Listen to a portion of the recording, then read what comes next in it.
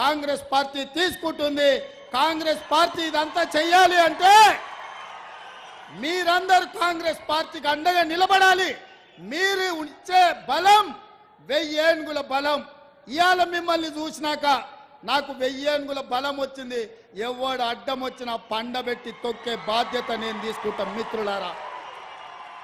అందుకే మిత్రులారా, మళ్ళా ఎన్నికలప్పుడు వస్తా. ఈరోజు సోనియా గాంధీ గారు బలరాం నాయకును మాజీ కేంద్ర మంత్రిని మహబూబాబాద్ పార్లమెంట్ అభ్యర్థిగా నిలబెట్టిండ్రు. 150,000 ఓట్లతోటి మహబూబాబాద్ ఎంపీగా గెలిపించండి. మీ సమస్యల్ని పరిష్కరించే బాధ్యత కాంగ్రెస్ పార్టీ ఇందిరమ్మ రాజ్యంలో తీసుకుంటామని తెలియజేస్తున్నా. మీరందరు సిద్ధమేనా? సిద్ధమేనా? సిద్ధమేనా? సిద్ధమేనా?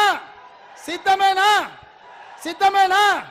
గట్టిగా, ఇంకా గట్టిగా, ఇంకా గట్టిగా కేసీఆర్ గుండెలు వలగాలి, ఢిల్లీలో మోడీ చెవులు బలగాలి. సిద్ధమేనా? సిద్ధమన్న వాళ్ళందరూ చేయి పైకెత్తండి. జై కాంగ్రెస్, జై జై కాంగ్రెస్. హస్తం గుర్తుకే, హస్తం గుర్తుకే. ధన్యవాదాలు మిత్రులారా.